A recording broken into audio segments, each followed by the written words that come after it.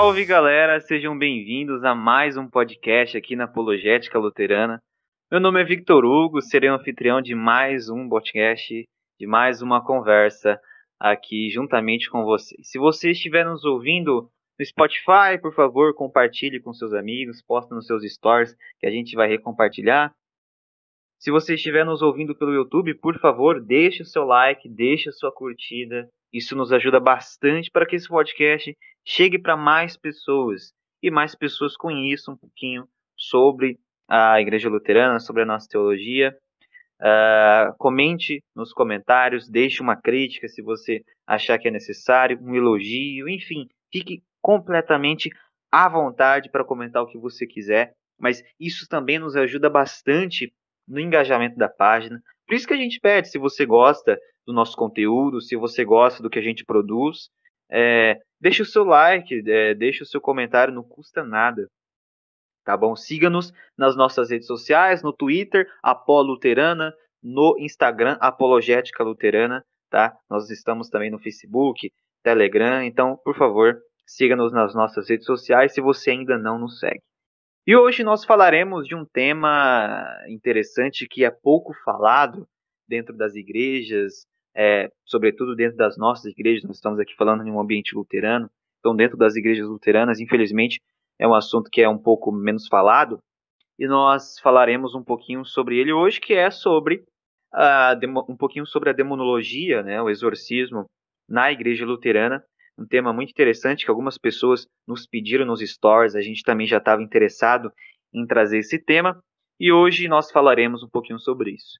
E para conversar comigo, nós temos aqui o Breno Frozart, que ele é seminarista luterano. Breno, seja muito bem-vindo ao nosso podcast. É uma satisfação muito grande você ter aceitado o nosso convite e dê as suas considerações iniciais, se apresente aí para o pessoal, por gentileza. Novamente, muito obrigado.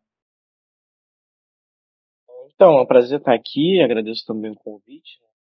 Então, um breve resumo, eu comecei como da teologia e até da demonologia dentro da Igreja Católica, qual eu fiz curso, pois na época eu queria ingressar ao ministério na Igreja Católica. Os cursos que eu fiz foi de demonologia, eu padre da exorcista da minha diocese, e futuramente eu optei por ingressar na Igreja Luterana, SLB, a qual hoje eu sou seminarista e também busco seguir o ministério. Então, Breno, para a gente começar a alguns casos sobre exorcismo, para a gente entender um pouquinho sobre o assunto, tem um caso muito famoso no Evangelho de Marcos, em que nós temos ali no contexto, né, um menino possesso por demônios, e então o pai desse menino leva até os discípulos e os discípulos não conseguem expulsar esse demônio, né? E aí é muito interessante porque os discípulos eram servos de Jesus Cristo e acabam não conseguindo expulsar o demônio. Por que que eles não conseguiram? E o que é necessário quando nós estamos em uma situação de possessão demoníaca para se expulsar um demônio? Então, para responder essa pergunta, a gente vai voltar um pouco, ainda em Marcos 9, porém do versículo 2 ao versículo 8, mais ou menos, onde a gente tem o processo da transfiguração. E acontece anteriormente, como cita até o próprio capítulo, acontece anteriormente com Moisés e com Elias. E quando acontece com Moisés, lá em Êxodo 32, quando ele desce do monte, ele enxerga uma grande incredulidade entre as pessoas. Estavam céticas. Uhum. E logo após Jesus descer com os discípulos do monte, Pedro, Tiago e João, eles vão curar um jovem possesso, o qual eles não conseguem fazer o exorcismo daquele jovem. E por não conseguir, então eles levam até Jesus, e Jesus diz: ó geração incrédula, até quando estarei convosco? Até quando vos sofrerei? Ou seja, ao que aparece, esse processo de incredulidade também aconteceu com os discípulos. Eles não estavam com fé o suficiente para que fosse realizado o exorcismo da forma correta, então foi necessário que levasse até Jesus e era talvez o grande exorcista.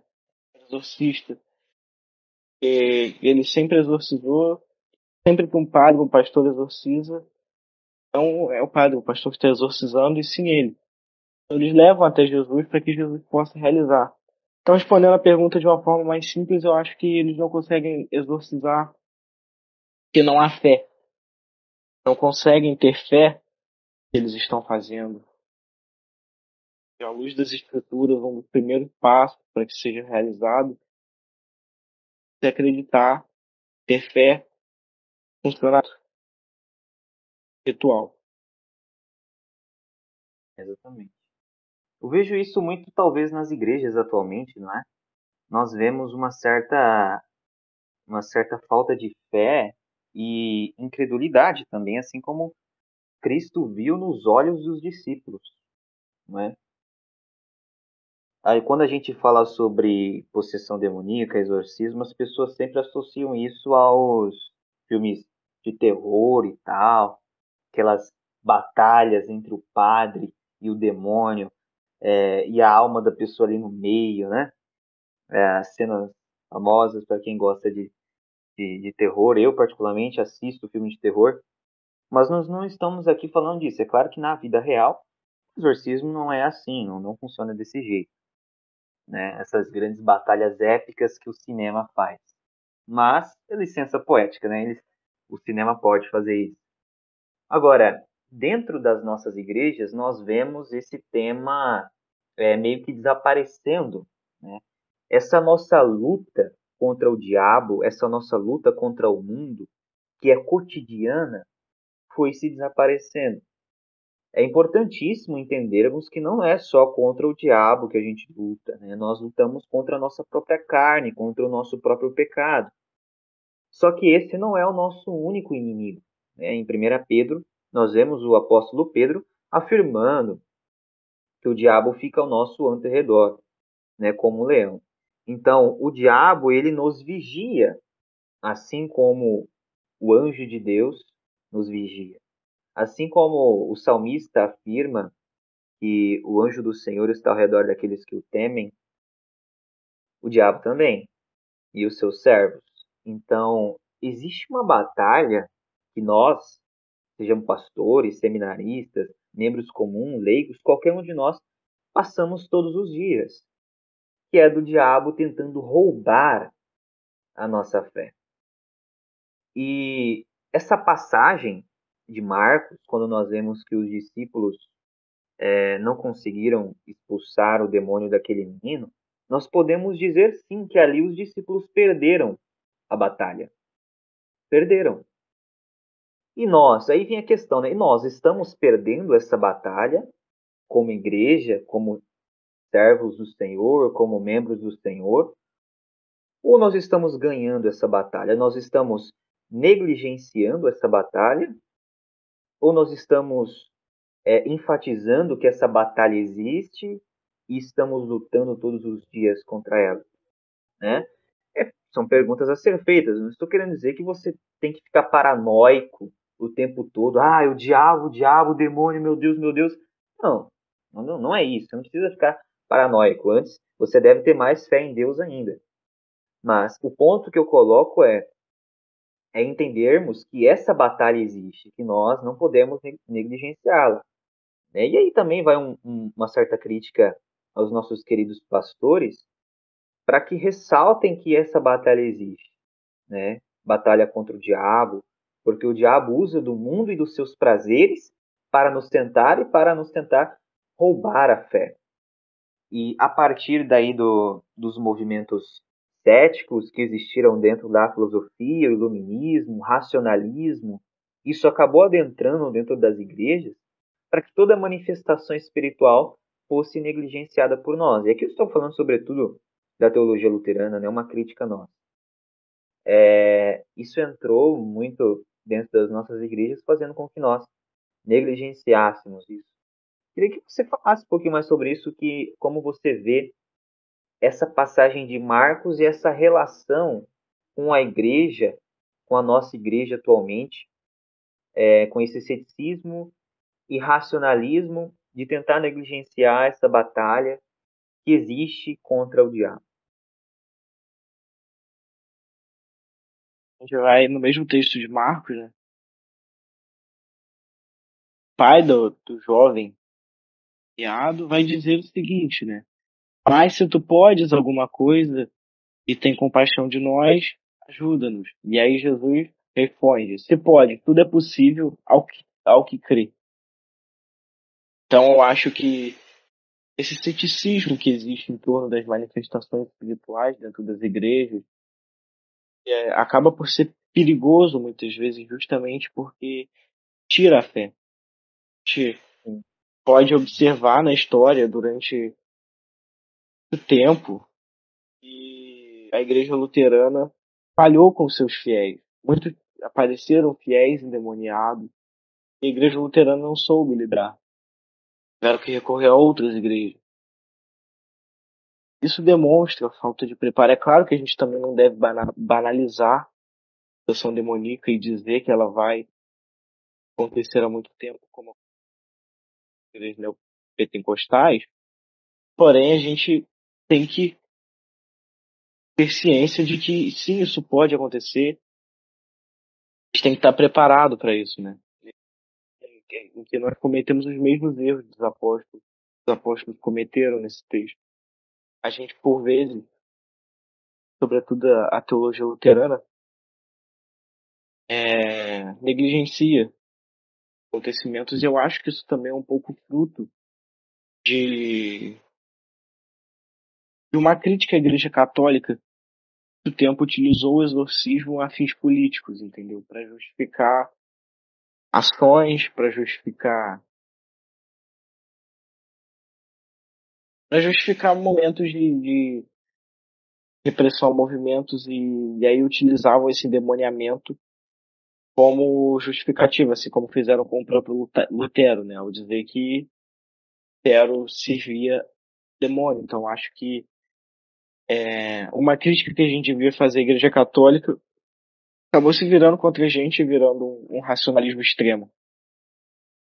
É, e existem casos, a gente vai falar mais para frente, sobre alguns casos que surgiram dentro da nossa igreja e que, como você bem disse, né, nós infelizmente nós não conseguimos tratar esses casos.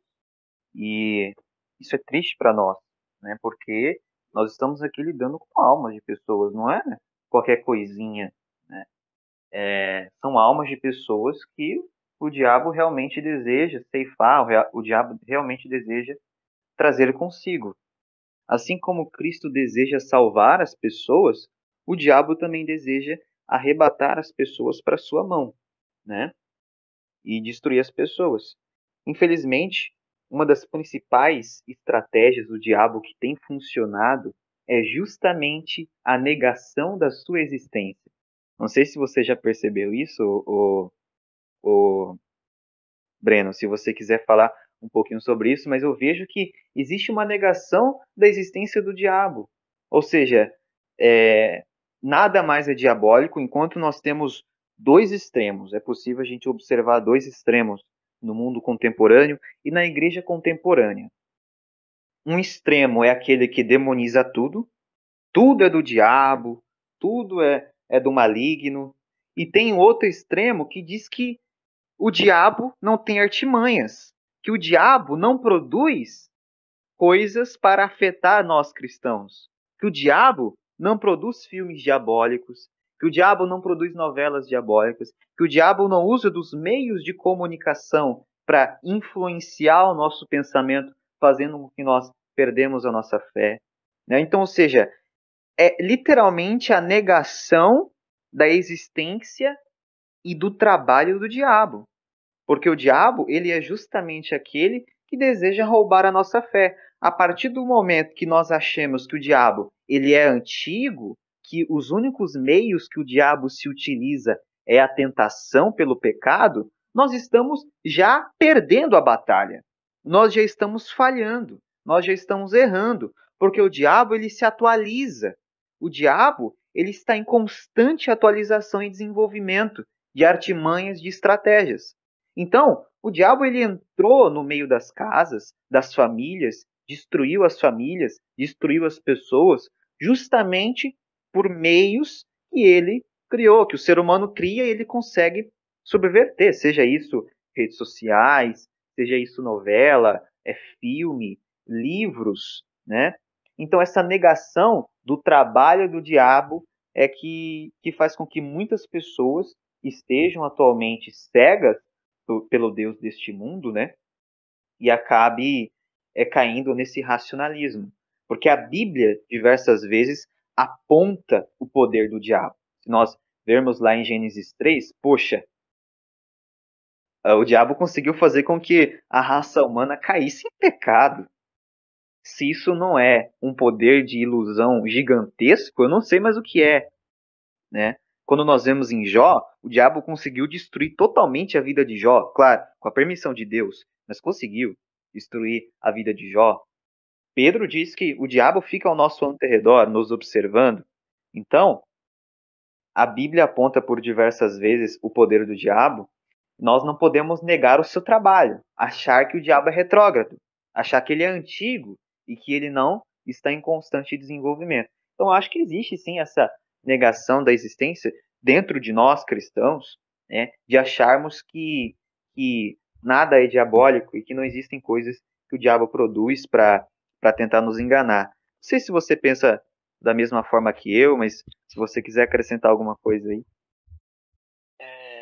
Eu vou na sua linha de pensamento, tem até completar com uma frase, né? Você disse que existem dois extremos aí, dois são prejudiciais. Quem vai abordar isso é o C.S. Lewis, no seu livro Cartas do Diabo ao Seu Aprendiz.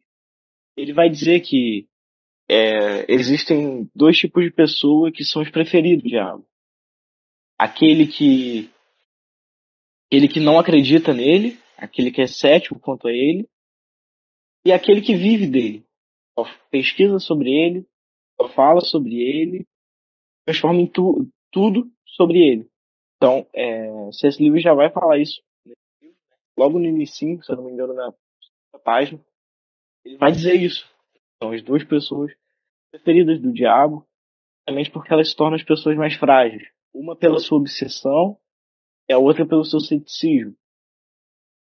Vão acabar sendo pessoas às quais o diabo vai ter mais facilidade de penetrar e tomar conta da vida daquela pessoa, né? Eu nem falo necessariamente de uma possessão, mas sim de chegar num nível em que a pessoa fique atormentada, perca tudo, sabe, espiritualmente. Sim, E o que você falou, né? A gente pode enxergar na Bíblia que o diabo ele tem sim o seu poder. O próprio Evangelho de Marcos, se eu não me engano, no capítulo antes, Jesus vai virar para Pedro, vai falar arreda Satanás, justamente porque Satanás influencia até as opiniões de Pedro, que eram dos apóstolos, que estavam o tempo todo ao lado de Jesus. Então, ou seja, Satanás, eles, inclusive no deserto, ele provocou a Jesus. Obviamente, Jesus não cedeu às provocações, porque ele é inevitavelmente, incrivelmente mais poderoso, porém ele vai para Jesus. Ou seja, a gente não pode desconfiar desse poder, ao mesmo tempo que a gente também não pode fazer uma banalização e sair demonizando tudo que enxergamos e que vemos.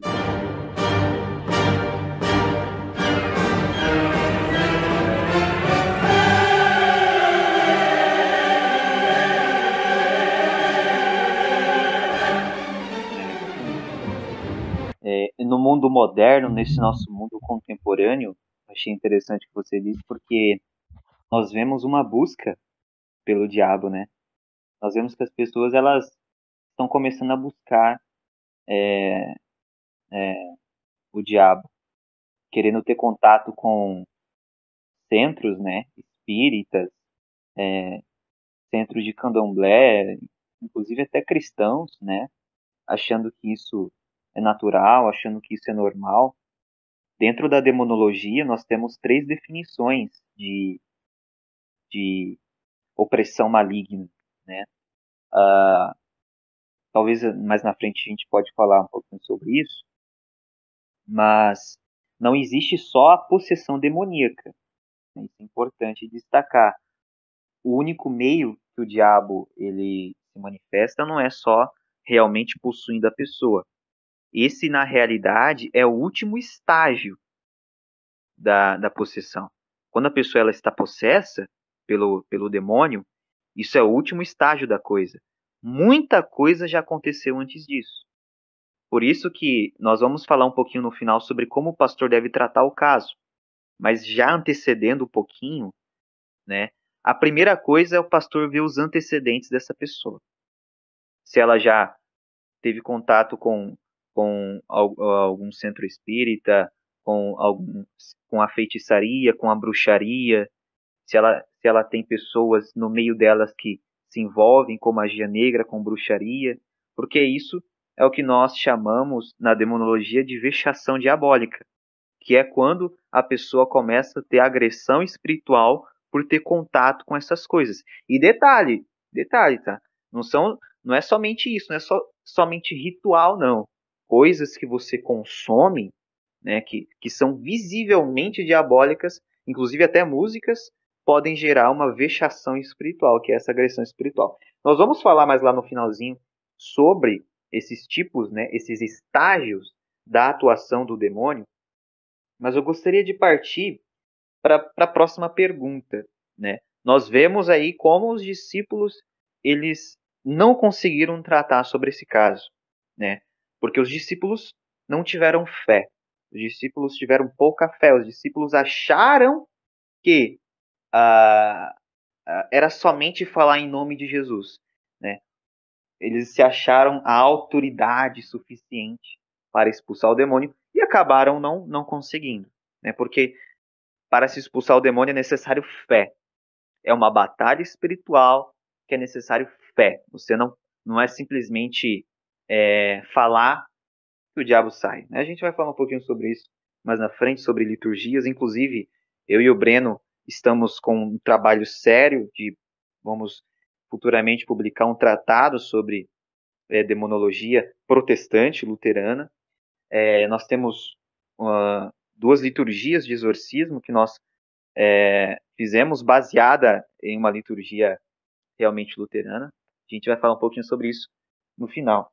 Agora que nós já vimos esse caso dos discípulos, a gente pode ir um pouquinho para Lutero, lá no início da Igreja Luterana, né?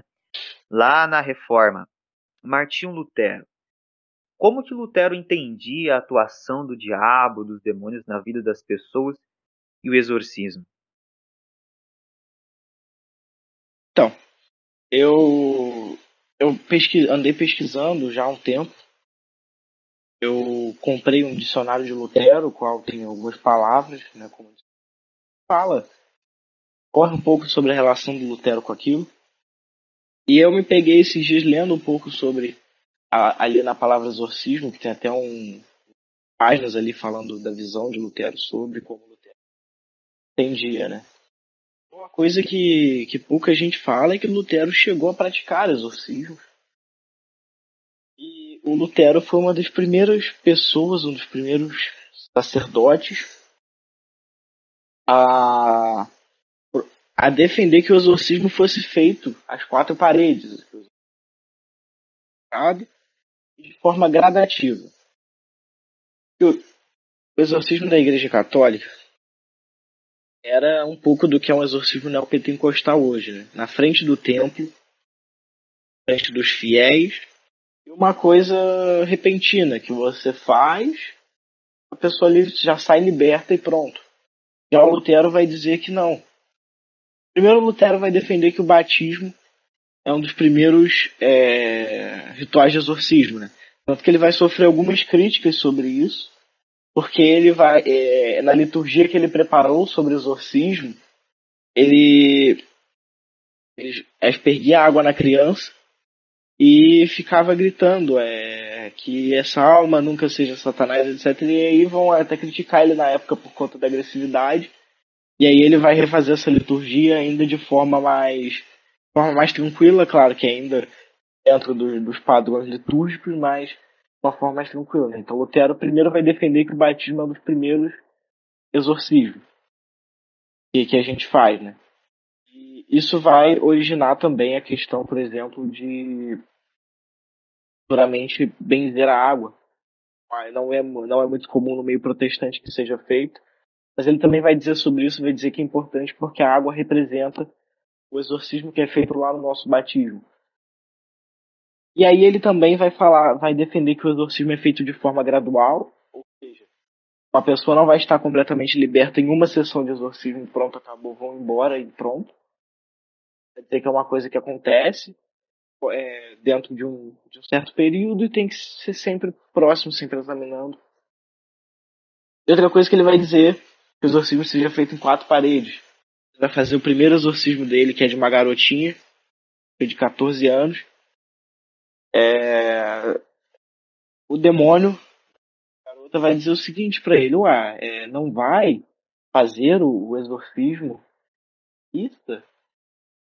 Ele indaga, dizendo alguma coisa assim, e Lutero vai dizer, se estás esperando que faremos uma grande celebração, tiraremos tempo da celebração do Senhor, para ti estás enganado.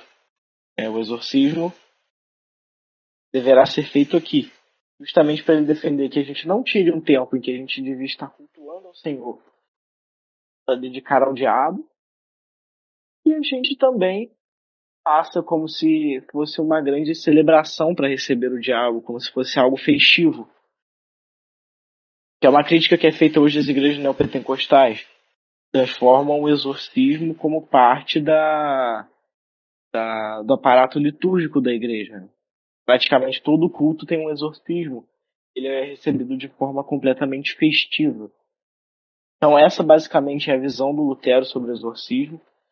A gente vai acabar vendo não tanto desenvolvimento. E outra coisa que inclusive eu não citei é que ele vai fazer uma crítica às orações serem realizadas obrigatoriamente em latim. E ele vai dizer que isso não passa de um certo fetichismo da Igreja Católica. Então ele vai dizer que o exorcismo não precisa necessariamente. Ele pode, mas ele não precisa necessariamente ser realizado no latim, como era feito antigamente, e até hoje dentro da Igreja Católica é muito presente numa liturgia de exorcismo, muitas orações em latim. E o que eu achei interessante é porque, tanto na liturgia batismal de Lutero, quanto na liturgia batismal de Martin Keynes, nós temos, a liturgia pré-batismal, nós temos um pequeno exorcismo ali, né? Isso que eu achei interessante. E isso, na realidade, não foi algo inventado por Lutero e Keynes. Isso é uma tradição que surge lá pelo século IV, século III do cristianismo, porque muitos pagãos começaram a se converter ao cristianismo. E os bispos, os nossos pastores, começaram a perceber de que era necessário se expulsar o demônio de muitas pessoas pagãs que estavam se convertendo ao cristianismo. E, portanto, começou-se então a prática de exorcismo, um exorcismo pré-batismal, né? Tinha toda uma liturgia, né, que se fazia antes do batismo, mas você tinha primeiramente, antes da pessoa ser batizada, a catequese, né? E depois você tinha a exuflação, né? Que era a remoção, né? A expulsão do demônio. Isso depois da catequese. Então, você tinha toda uma liturgia antes do batismo. E Lutero ele retoma com isso, né? Ele vai dizer, tanto é que muitos pastores que seguem a liturgia de Lutero no batismo, você vê uma parte ali que o pastor fala, demônio, essa pessoa não serve, mas não é sua mais, etc. Eu não me lembro mais qual é a forma certa de se fazer, mas para quem já acompanhou um batismo algum dia, já deve ter visto. E isso surge que Lutero retoma essa prática antiga da igreja cristã. E eu achei interessante o que você disse, porque hoje em dia nós vemos que o exorcismo católico normalmente é feito por etapas, né? E saber que Lutero influenciou os católicos a fazer assim, né? Tem tanto padre que exorciza dessa forma e nem sabe que foi Lutero que começou com essa forma de exorcismo, né? Por etapas. Assim como o diabo vai possuindo a pessoa por etapas, existem etapas para isso, também nós temos etapas, né, para se expulsar o demônio. É algo importante que nós temos que destacar, né, Breno? É que algo que existe no catolicismo que não existe no luteranismo é esse cargo de exorcista, né? Não existe um exorcista luterano como existem é, é, exorcistas na Igreja Católica. E isso porque eles acreditam que a, a pessoa ela é legada a ser um exorcista. Já nós, luteranos, cremos que que nós não somos exorcistas. O único exorcista é Jesus Cristo. Então nós somos meio de atuação. Nós somos simplesmente um instrumento pelo qual Deus expulsa o demônio de uma pessoa. Isso é importante de ressaltar, né? Inclusive você, que já fez seminário católico e sabe um pouquinho sobre isso, você poderia falar um pouco sobre essa diferença, né, que existe do luteranismo para o catolicismo, no sentido de um ter um cargo de exorcista e a igreja luterana não? Já na Igreja Católica a gente vai ter, por diocese, um padre exorcista. O padre ele recebe um treinamento no Vaticano. Depois desse treinamento ele se torna padre exorcista e cada diocese vai ter aí um padre exorcista, né? Nós acreditamos que, porque eles acreditam que padres específicos que têm o dom de fazer exorcismo, e a nós luteranos vamos acreditar que qualquer pastor tenta vai ser apto. Claro que dentro das normas, sendo um ministro, melhor base para isso, pois nós vamos acreditar que qualquer pastor vai ser apto a fazer o exorcismo desde o treinamento, sendo um ministro ordenado pela igreja. Basicamente essa é a diferença entre o celebrante exorcista na igreja católica e na igreja luterana. É interessante essa diferença. Aí vem a questão, né? Uma pessoa que ela não é ordenada, ela pode fazer um exorcismo? Não sei se você vai concordar comigo, mas eu acho que poder pode, mas não é o ideal. Porque se a pessoa não tem um preparo para isso, se a pessoa ela não sabe como se faz, talvez ela não tenha nem contato com a liturgia exorcista para fazer isso. Então não acho que seria o ideal. Até porque o pastor também tem a autoridade de ser um pastor, né? E ele está em nome de Cristo, né? Em nome de Cristo. Então ele tem essa autoridade que um leigo não tem. Claro que o fator, digamos, principal para se expulsar um demônio é a fé em Deus, né? E preparo ideal. Isso um leigo pode ter a fé em Deus, mas tem sempre esse peso da autoridade pastoral, né? Não sei se você concorda comigo. Sim, eu vou dar um exemplo. Existe.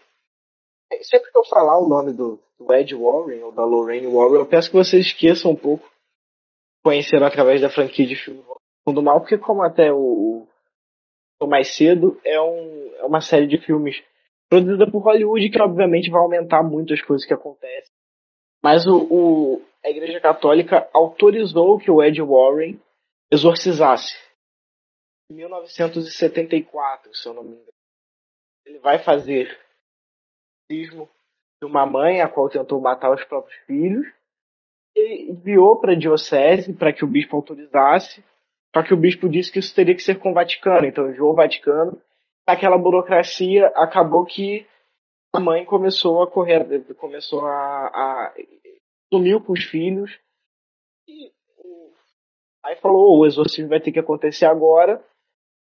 ou vão morrer.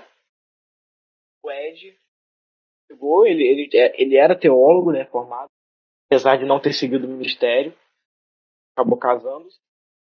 Era um teólogo, ou seja, ele sabia como fazer o exorcismo, né, ele o ritual romano, executou aquele exorcismo, qual foi bem sucedido. Então, futuramente, a Igreja Católica, ele ficou com medo, inclusive, de ser excomungado ou de sofrer alguma represália, mas a Igreja Católica, ao invés disso, autorizou que ele realizasse, recomendando-se que fosse com a supervisão de um padre, porém, autorização. Porém, como você disse, não é o adequado. O padre, geralmente, ele passa anos da vida dele dentro de um seminário. Existe um preparo.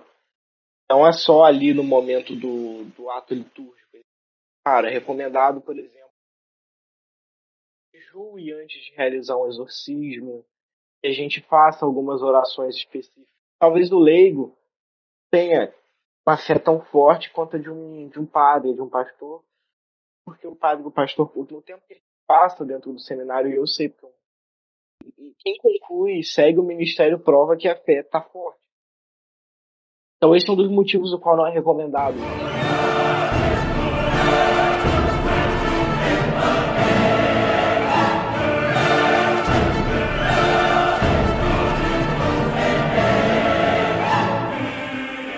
Exatamente. E você falou isso, né, da, deu o exemplo do Ed e tal, ele já tinha uma experiência, então ele já sabia, né? Mas algo que poucas pessoas não falam é que durante o exorcismo, o diabo ele usa de várias maneiras para que aquilo ali acabe. Então, Ele o vai diabo, segredos, ele vai falar coisas estranhas, ele vai exato. Aham. ou Então, um abalar. leigo, por exemplo, vamos supor que um leigo está no meio de um exorcismo. E aí o diabo começa a falar os pecados dele, e começa a falar os segredos dele, e começa a ofender ele. Ele vai começar a ficar com medo. Meu Deus, ele sabe tudo da minha vida.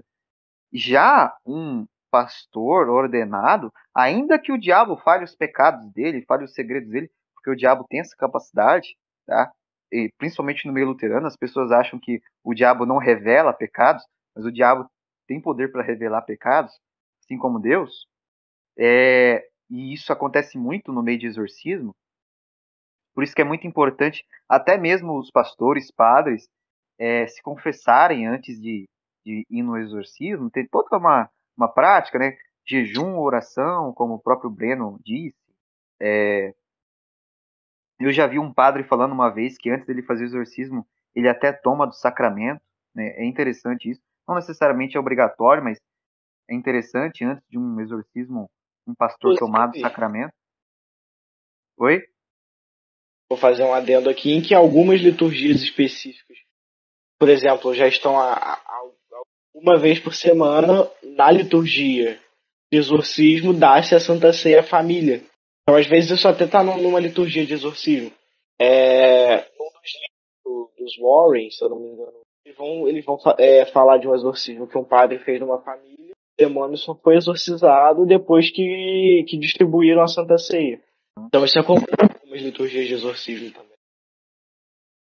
Sim, sim, o sacramento também tem uma função importante, né, na liturgia.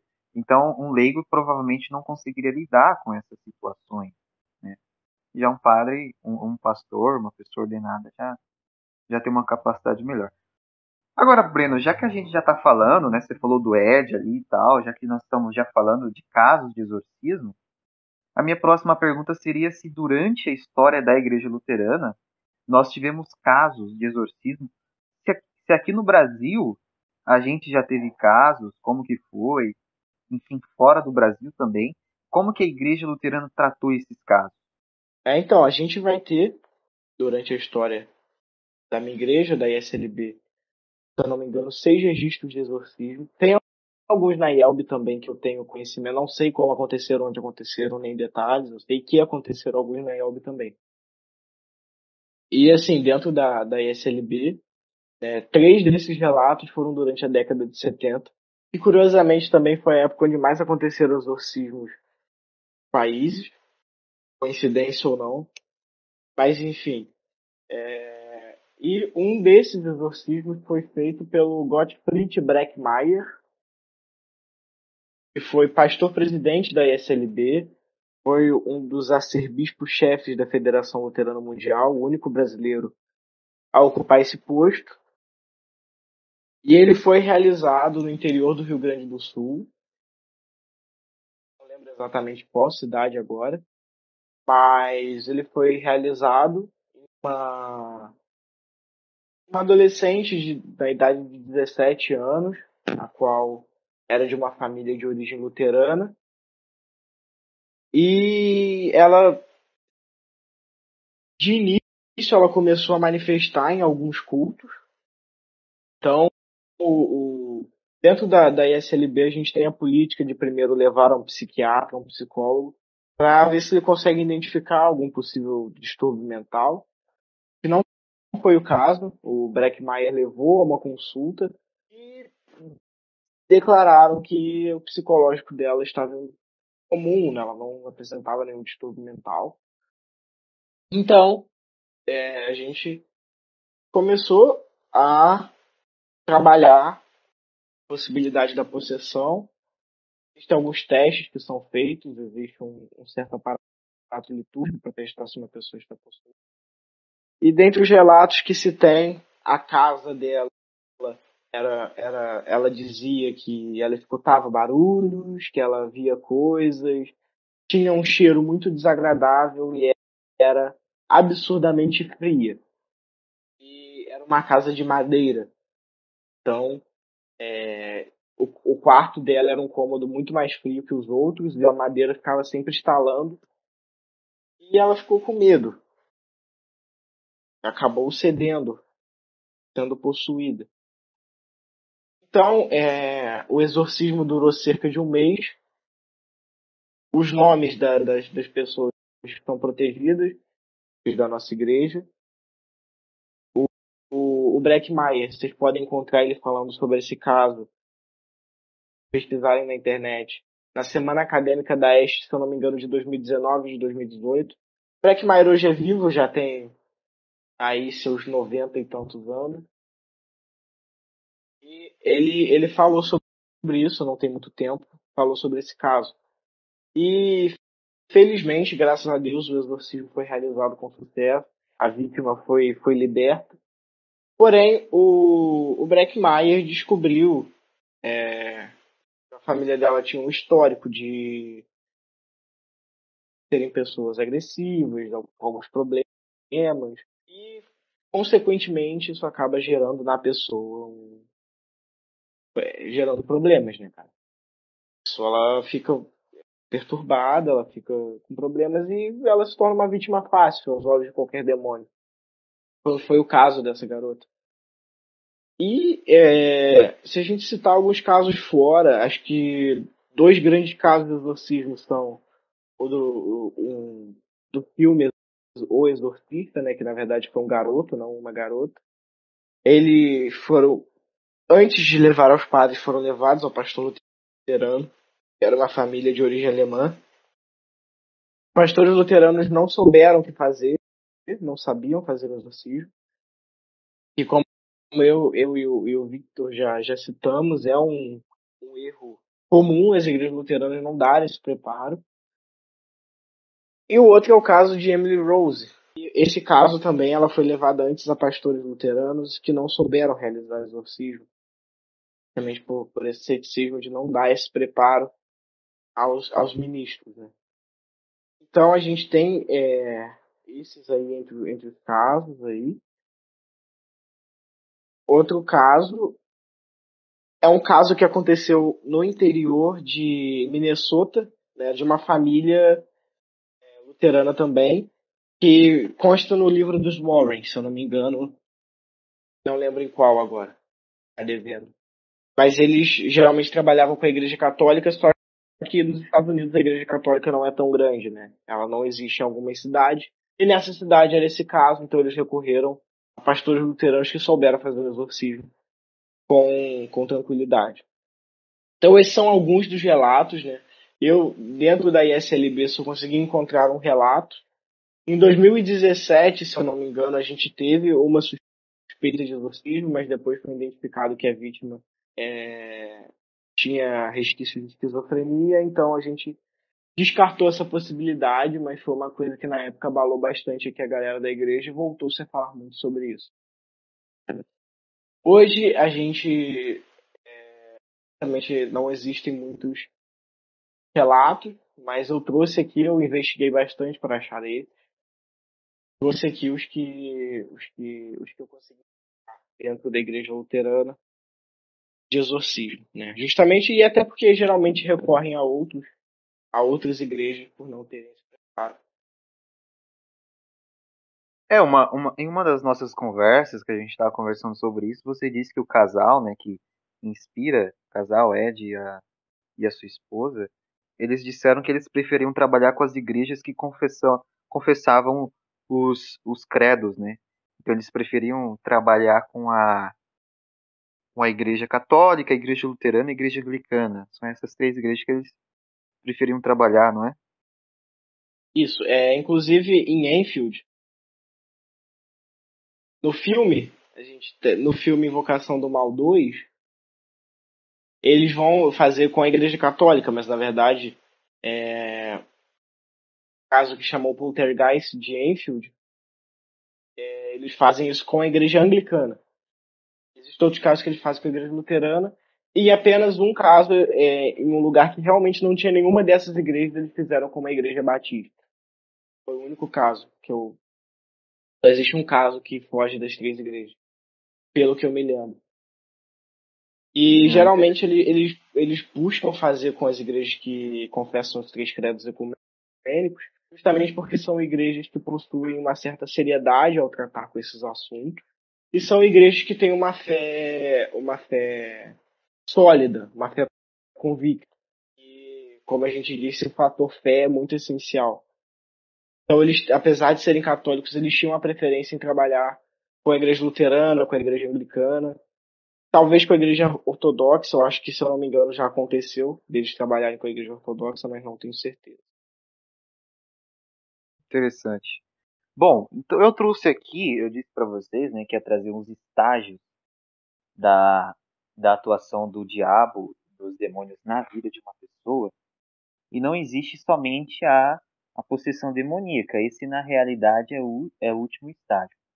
Eu achei interessante esse caso da ICLB que o Breno trouxe, dessa menina de 17 anos, porque ela tinha antecedente, né, Breno?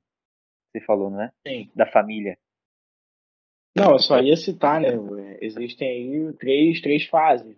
Justamente uma dessas fases a gente tem o fortalecimento de não só vícios, mas também ciclos viciosos. E às vezes até o ciclo vicioso do ódio, né? As pessoas gritarem dentro de casa, brigarem, discutirem. Ou vícios de cigarro, álcool, são coisas que são fortalecidas também durante o processo de perturbação demoníaca. Sim, sim. Inclusive, são portas para o diabo trabalhar no meio da pessoa. Então, os vícios, os pecados são meios pelos quais ele consegue chegar mais próximo da pessoa. Sim, geralmente a gente tem processo de manifestação, né? Onde o demônio vai começar a brincar com você para te deixar confuso e com um pouco de medo. Vai começar a escutar passos, vai começar a escutar vozes, vai começar a ver coisas, e aí você vai começar a questionar a sua própria sanidade. Será que eu tô louco? Ou será que tá acontecendo alguma coisa? E aí ele já deixa um pouco e ele também já deixa um pouco da sua fé em jogo. Que você não confia em Deus a ponto de saber que nada daquilo vai te afetar. Você fica com medo, é um processo natural do ser humano. Então, a manifestação é um processo. E conforme você vai cedendo ao medo, você passa para o próximo estágio, que é o estágio da opressão. Por exemplo, geralmente isso vai fortalecer fatores que já tem em você. O demônio já conseguiu te vencer. Você já não é. Você já não tem uma fé sólida e você já está entregue a ele. Você vai fortalecer os seus vícios. Se você fuma, você vai fumar mais. Se você bebe, você vai beber mais. Ele vai fortalecer seus estados de saúde. Se você está deprimido, a depressão vai piorar. Você tem um câncer, ele pode piorar. Ou seja, é quando os seus fatores físicos começam a se intensificar. E por último estágio, o último estágio, quando você já perdeu toda a esperança de memória, de melhora, toda a expectativa de conseguir sair disso, foi embora e ele te vence por inteiro, você é possuído. Geralmente, quanto mais cedo, mais fácil você sair disso. Se você na manifestação já procurar e já conseguir fazer alguma coisa sobre, muito dificilmente você vai acabar cedendo. E esses três estágios eles são abordados por diversos demonologistas, inclusive demonologistas bem antigos, né, como o Nicholas Remy, o Francisco Mariaguatsu, eles já vão falar sobre isso. E eles vão falar, por exemplo, que tem a frase, né, ninguém invoca o diabo sem querer. Ou seja, você dá uma abertura para que ele faça isso. Hoje em dia a gente tem comum práticas, né? Às vezes o adolescente faz tabuleiro Ouija, sessões espíritas e etc. E isso acaba sendo uma porta, né? Inclusive, uma vez eu conversei com um líder espírita kardecista e ele mesmo reconheceu que os leigos que fazem isso, eu não sou muito, não sou muito, não acredito muito nas coisas que acontecem no centro espírita, por exemplo, né? Até porque não é a minha religião, mas ele diz que se um leigo fazendo pedir para dar errado, porque da mesma coisa que é a mesma coisa que um leigo tentar fazer um exorcismo, pode até dar certo, mas ele não tem o preparo para aquilo, ele não tem as coisas para aquilo. Então, até dentro da religião deles, eles enxergam que as coisas que podem ser executadas por um leigo são perigosas. Mas hoje em dia existe até, tipo assim, vários adolescentes jovens que fazem essas coisas e acabam gerando abertura. Tanto que, se você for ver, a maioria dos casos de possessão começaram durante a década de 70, 80, com o surgimento da televisão, dessas coisas assim, e eles começaram a assistir, começaram a ver essas coisas e começaram a querer reproduzir em casa, entendeu? Sim. É um fator Inclusive, determinante. inclusive tem um caso que aconteceu lá na Espanha, de uma menina, tem até um filme dela, que chama Verônica. O caso é real, assim, o filme ele é péssimo, o filme ele é muito ruim, mas é um caso real de que ela trabalha, ela brinca com o tabuleiro Ouija, né? E aí ela acaba tendo o que nós chamamos de vexação espiritual. A vexação espiritual é quando essa pessoa começa a ter agressão espiritual, é porque ela buscou, certo? Você busca, isso é importante destacar. Quando você chega já no estágio da infestação espiritual, que nós chamamos, que é quando você começa a ouvir passos, alguém bate na porta do seu quarto, você abre a porta do seu quarto, não tem ninguém, vozes. Quando você chega nesse estágio, é que, como o próprio Breno já disse, é o diabo, o demônio, testando a sua fé. Tá?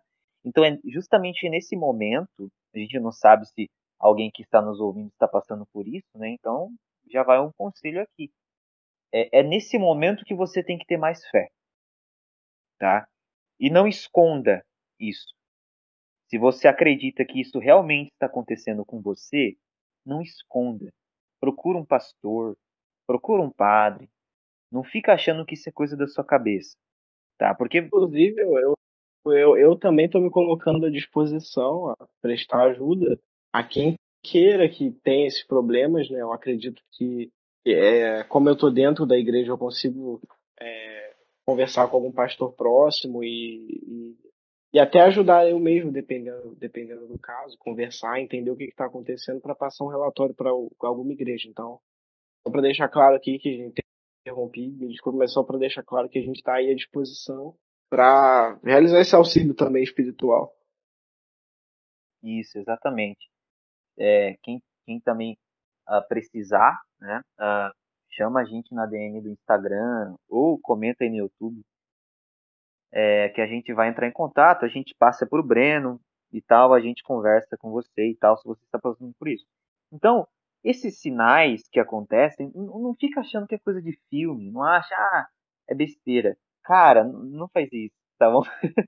Então, existem alguns casos, inclusive, algumas características quando a pessoa está possessa, é justamente gritos, tá? Quando a pessoa está possessa por demônios, ela começa a blasfemar contra Deus, ela começa a blasfemar contra pessoas que são cristãs, a deformação da face e dos movimentos da pessoa, então isso não é coisa de filme, isso realmente acontece, tá? Inclusive tem relatos católicos de, de objetos como pregos saindo de dentro das pessoas, no meio dos exorcismos, então a deformação da pessoa. Mas, claro, isso já é a possessão demoníaca em si. Antes disso, existe o que nós chamamos de infestação demoníaca, que é quando você começa a ouvir vozes, começa a ouvir passos, etc. É justamente aí que você precisa de mais fé, porque aí a luta é entre você e o demônio. Se você perde essa batalha, aí só Deus para te ajudar, um padre, um pastor, tá bom? Bom, então vamos para a pergunta final, né? Que aí a gente vai justamente tratar sobre a liturgia, etc. Que aí um caso, né, de exorcismo, como que os pastores tratam e devem tratar. E aí vai um pouco mais aos pastores, né? Porque nós estamos aqui durante esse podcast inteiro falando que é um problema da nossa igreja, né? Bom, até porque nós temos poucos casos, né? Graças a Deus, né? A gente a gente não fica triste por ter poucos casos, a gente se alegra de ter poucos casos de, de possessão demoníaca. Mas quando eventualmente isso acontece, como um pastor trata, como deve ser tratado, Breno? Então, a gente, eu, Vitor, alguns outros companheiros, a gente está produzindo, né? Produziu uma liturgia, na qual a gente faz uma adaptação restante do ritual romano, a gente usa como base o ritual romano, porque é um ritual que se demonstrou ao longo do tempo funcional, só que sob uma ótica protestante. E futuramente eu pretendo também, depois de lançar o Tratado Geral sobre Demonologia, a gente lançar um curso de demonologia focado protestante, porque justamente é uma área que não é abordada, não é trabalhada. Mas assim, o pastor ele deve saber identificar, deve saber auxiliar, ele deve ter como um porto seguro para a família. Eu já tive casos na minha família de pessoas atormentar, assim, relatos que pô, me arrepiam até hoje, assim, relatos sobrenaturais, e pessoas da minha família não tiveram aonde correr, tiveram a quem recorrer. Justamente esses relatos que dentro da minha família que me motivaram a fazer, a ir atrás desse caminho da demonologia, mas eles não tiveram a quem recorrer, eles não tiveram a quem correr. Eles conseguiram a ajuda de uma igreja protestante, não lembro qual denominação, eu nem era nascido ainda, inclusive. Mas eu sei que isso acabou gerando um grande problema, porque as pessoas não têm onde correr, estão perturbadas, né?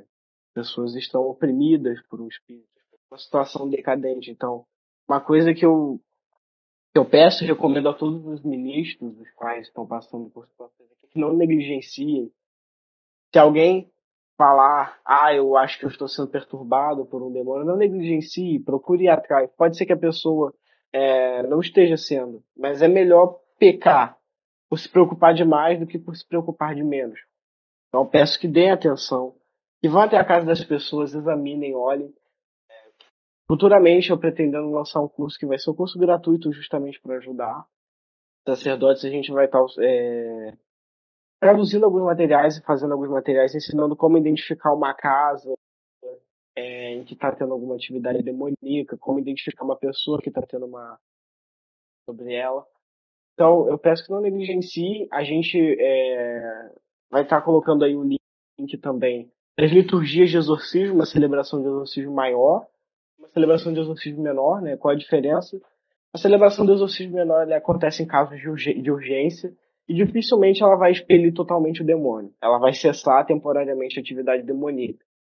Já a celebração de exorcismo maior ela é realizada, e como Lutero diz, não de uma forma instantânea, mas ela é realizada gradativamente e a longo prazo ela vai resultar na libertação e na expulsão do demônio.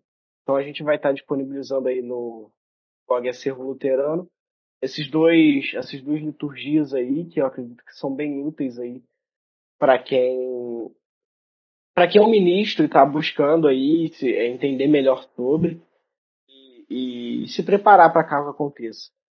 E eu penso também que ao ministro que tiver algum perigo, que sempre confesse, faça jejuns e cuide bastante também da própria espiritualidade, né?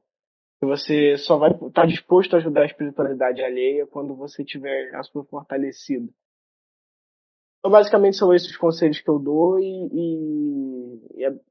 se eu fosse resumir em duas palavras, seria não negligencie. Tenham cuidado, tenham carinho pelos membros da comunidade e tratem com seriedade, tratem sem banalização também. Não transformem tudo em demônio. E mantenha sempre discrição, sigilo, as quatro paredes. E é isso, são os conselhos básicos que pretende realizar um exorcismo. Exatamente. E nós temos que, claro, destacar que, né, as pessoas, né, só irão conseguir se libertar pelo poder da palavra de Cristo, né?